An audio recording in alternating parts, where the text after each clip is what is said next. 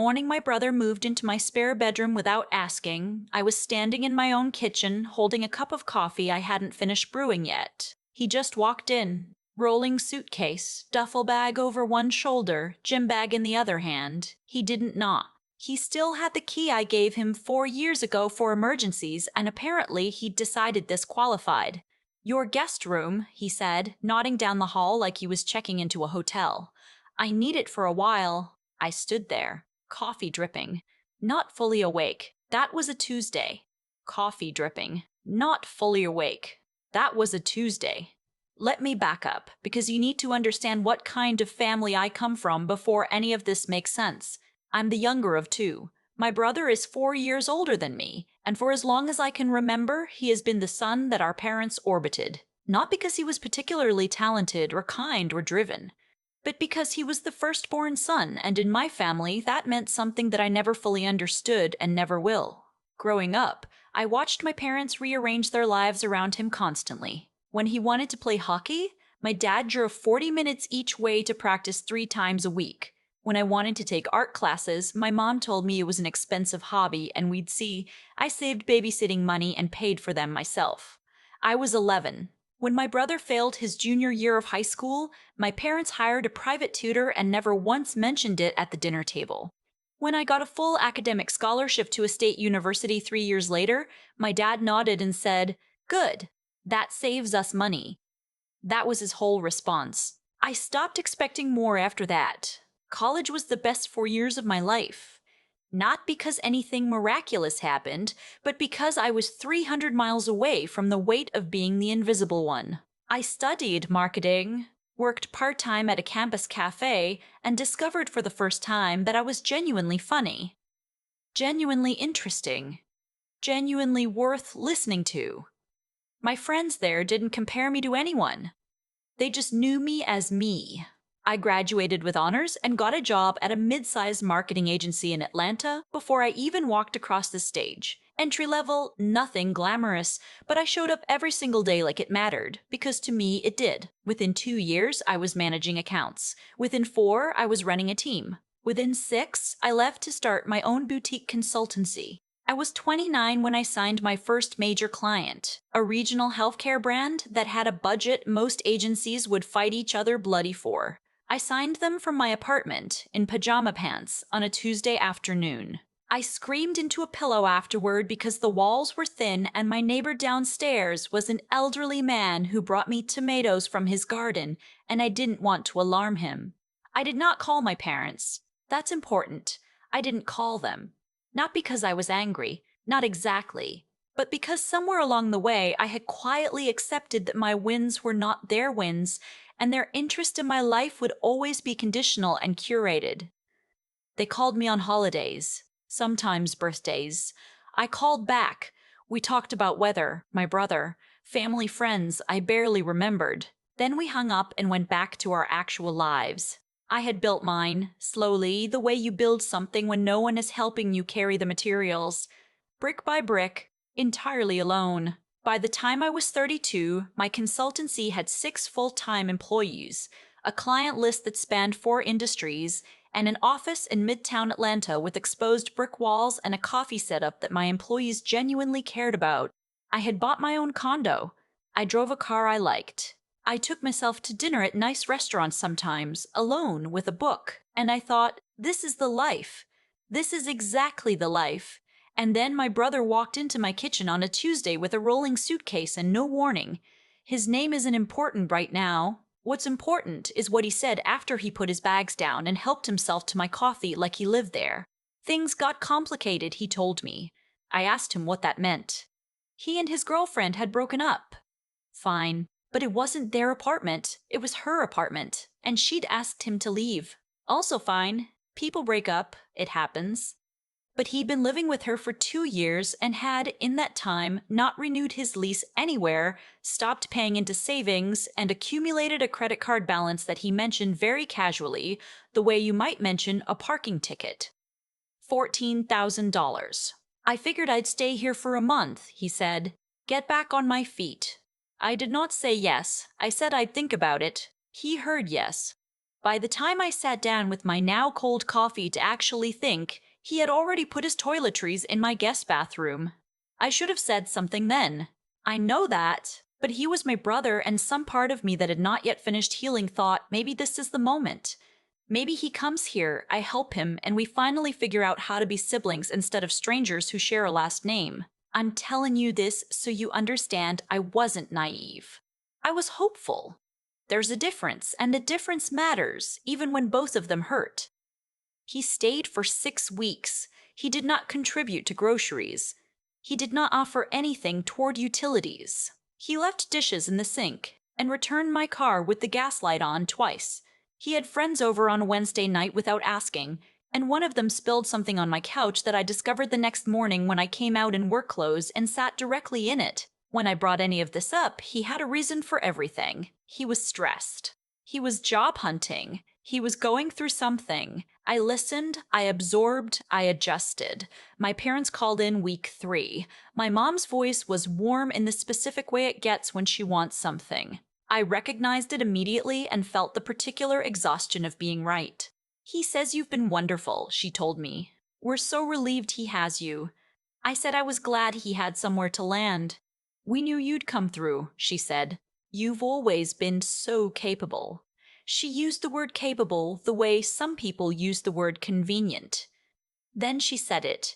Your father and I have been talking. With Roger's situation. That's what they called it. Roger's situation. We think you should help him with the credit card. You're doing so well. It would mean so much to him and to us. I was quiet for a moment.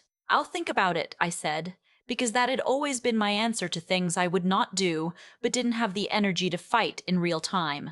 Your family, she said. I know, I told her, and we hung up. That night, I sat at my kitchen counter and did the math I hadn't let myself do before.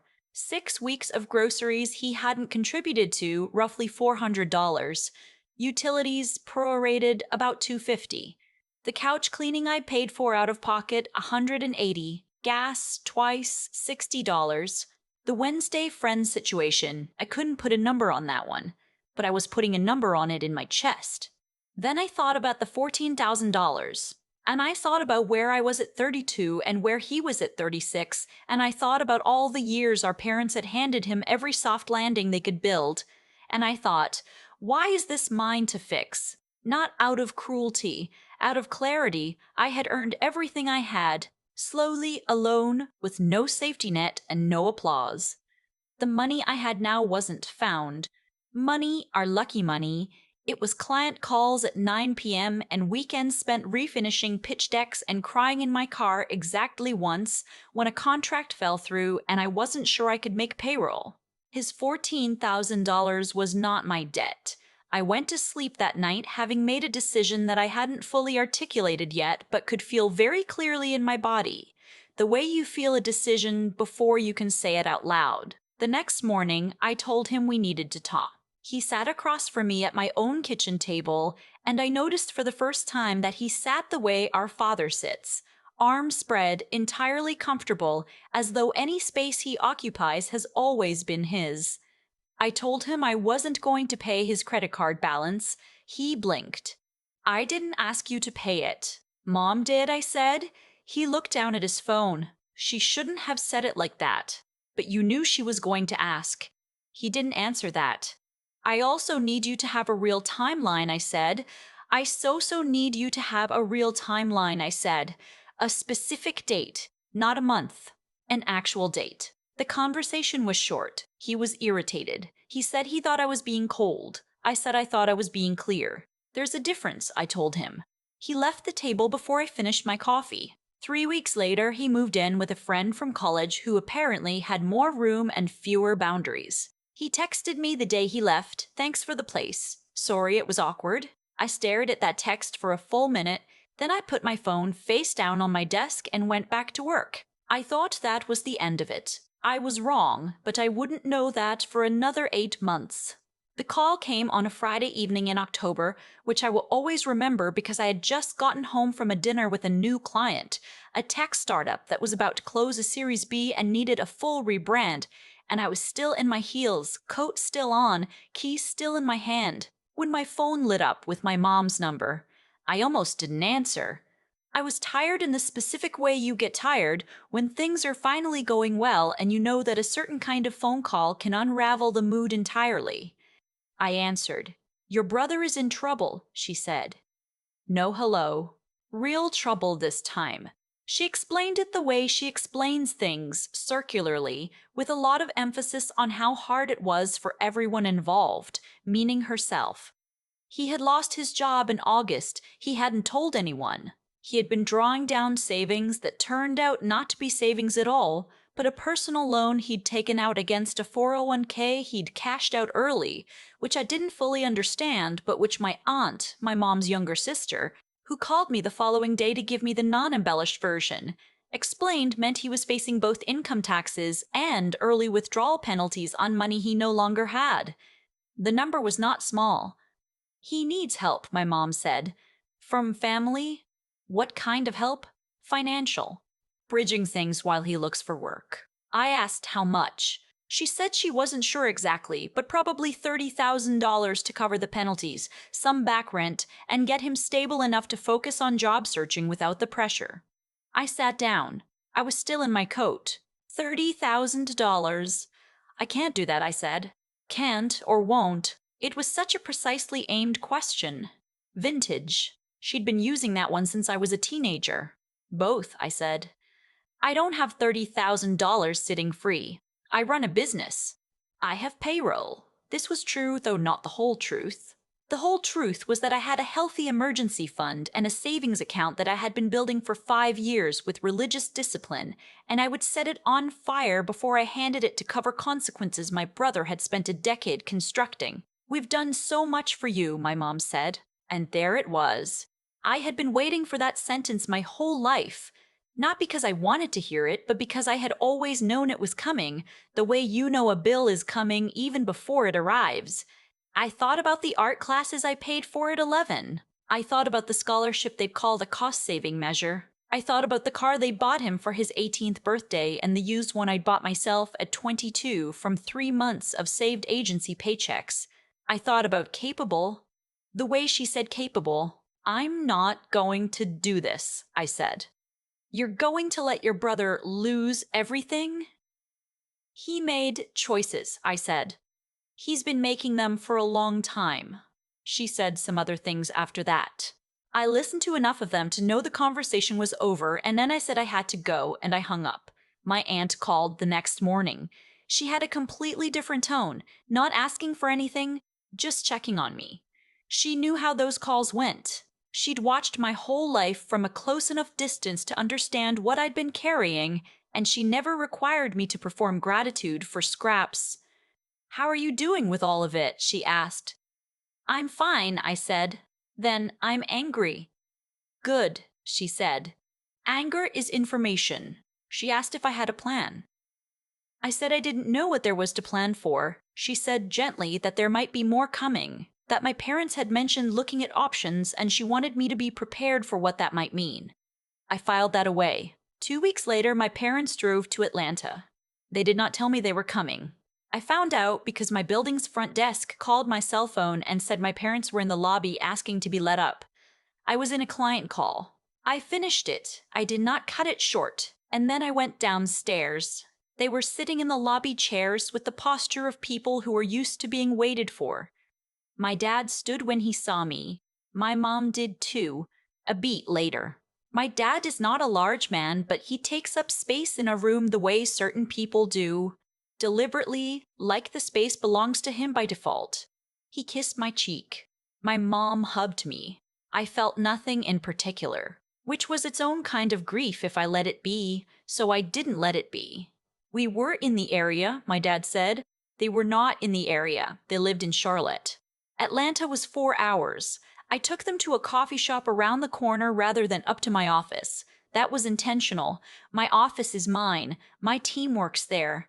I was not bringing this into that space. We ordered. We made small talk for approximately 4 minutes, which I believe is the international minimum before the real conversation, and then my dad set down his cup and looked at me directly. We need to talk about your brother. I know, I said. He's in a bad situation. I know. You're in a position to help. I'm not, I said. I've thought about it and I'm not going to do it. My dad's face did the thing it does. A kind of stillness that looks like patience but is actually the gathering of a counter-argument. He's a strategic man. He doesn't yell, he reasons. You have a successful business, he said. You have resources. I have a business that I built from nothing and that I am responsible for maintaining. I have employees. I have a lease on an office. I have client obligations. My money is not liquid in the way you're imagining. $30,000 is not something I'm going to give. My mom reached across the table and touched my hand. We raised you, she said. It came out softer than her phone call version. She'd recalibrated. You did, I said. And I'm grateful for the basics. I am. But I've been on my own since I was 22. Everything I have, I built. This is not a family asset. This is mine. My dad leaned back. Your brother is family. So am I said. I've always been family. It just didn't always feel that way. That landed. I watched it land. I hadn't said it to wound him. I'd said it because it was true and I was tired of holding it politely. My mom looked down at her coffee. My dad looked at me for a long moment and then said, very quietly, "What does that mean?" "It means I remember things," I said, "and I'm not going to apologize for having a memory." We sat with that for a moment. Then my dad changed tactics. He said they were considering taking out a home equity line of credit on their house in Charlotte to help cover some of it. That they were putting in what they could. That they were asking me to meet them halfway. If you care about this family, he said, you'll help us help him. I looked at my dad. I looked at my mom. I thought about the version of me that was 11 years old and counting dollar bills in a ceramic jar to pay for Saturday art class because she wanted something badly enough to figure it out alone. I care about this family, I said, which is exactly why I'm not going to participate in a pattern that has never helped any of us. I paid for the coffees. They drove back to Charlotte that afternoon. My mom texted me 3 days later. Not about my brother, just a photo of their dog in the backyard. A peace offering in the language she used when she didn't know how to say the real thing. I sent back a heart emoji. We were, in our way, okay. My brother did not contact me directly for 11 weeks. When he finally did, it was a different kind of call. His voice had the particular quality of someone who has been humbled by something. Not softened exactly, but stripped of the casual entitlement that had always lived just beneath his surface. He'd gotten a job. Lower salary than before, but stable. He was working out a payment plan on the penalties with a tax attorney his girlfriend, a new one, had recommended. He didn't ask me for anything. I wanted to say I'm sorry, he said, for the Tuesday thing, and all the rest of it. I was quiet. Mom told me what you said to them, about remembering things. He paused. I think I always knew you were getting the short end of it. I just didn't say anything because it was easier not to. That sentence did something to me that I didn't entirely anticipate. Not forgiveness, exactly. Not the movie version where the music swells and everything resolves.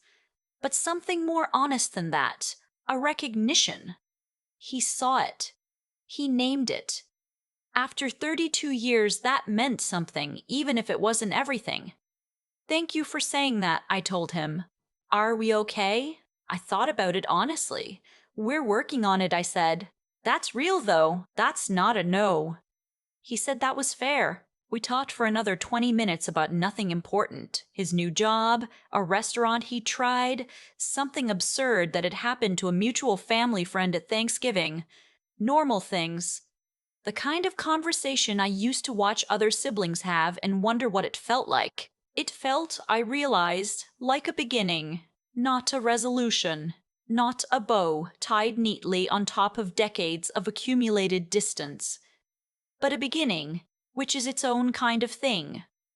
My aunt came to visit me in December. We had dinner at a place in Pont City Market that she'd read about and had been wanting to try for months. We ate too much and stayed too long and split a dessert we didn't need and talked about everything. At some point, she set down her fork and looked at me and said, "You did it right, you know. The whole thing." I said I wasn't sure about that I had doubts sometimes about whether I'd been too hard, whether there was a version where I did it more gracefully.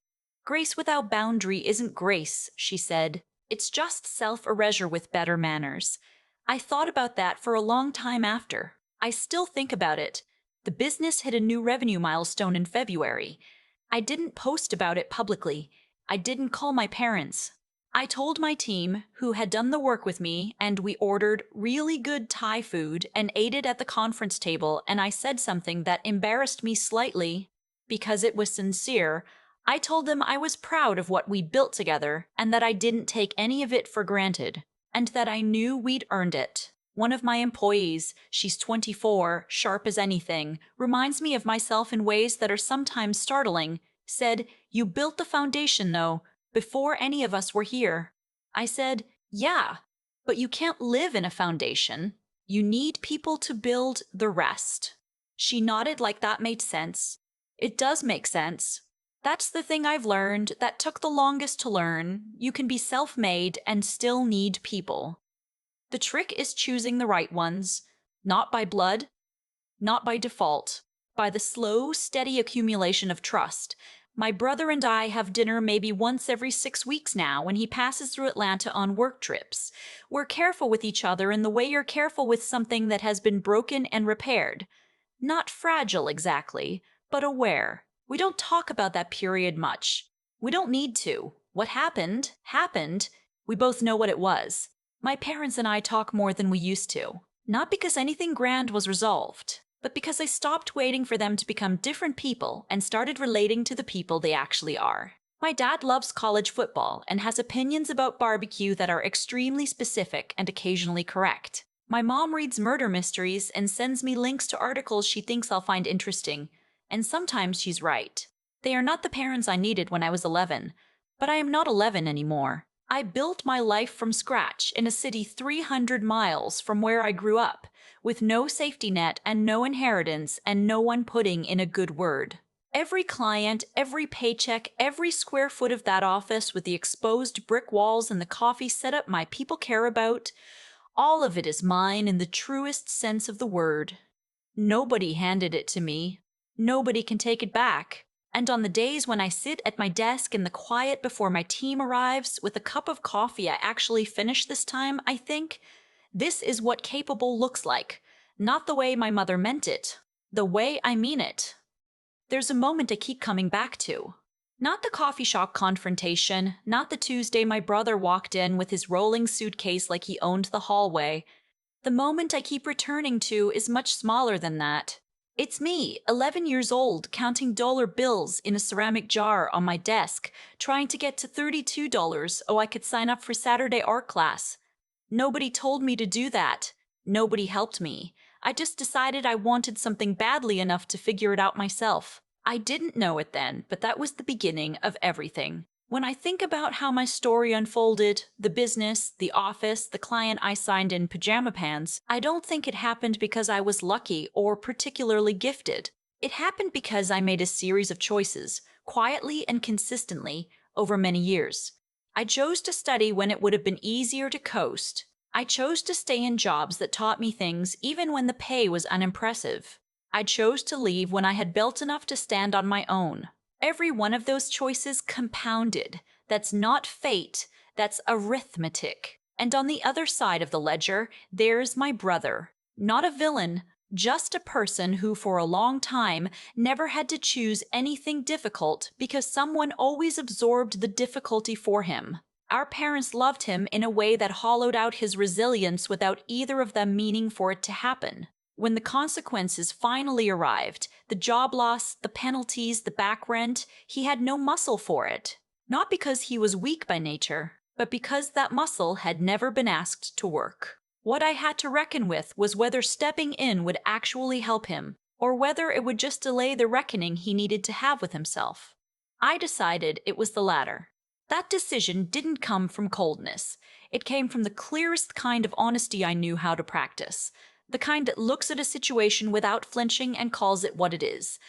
That's something I had to build deliberately. The ability to see clearly and act on what I saw, even when the people I loved were asking me to look away. It's not a quality that arrives fully formed. I earned it the same way I earned everything else. Slowly, through situations that required it of me before I felt ready. My aunt said something that I've carried with me since December. Grace without boundary isn't grace. It's self-erasure with better manners. I think about that sentence when I'm tempted to shrink, to hedge, to give more than I have in order to be seen as good. The most ethical thing I did in this whole situation wasn't refusing the $30,000. It was refusing to pretend the dynamic wasn't what it was. That honesty, offered without cruelty but also without apology, was the only real gift I had to give.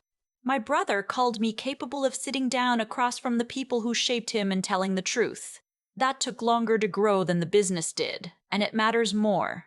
The jar on my desk is gone, but I still count things carefully. I still decide what I want badly enough to figure out alone.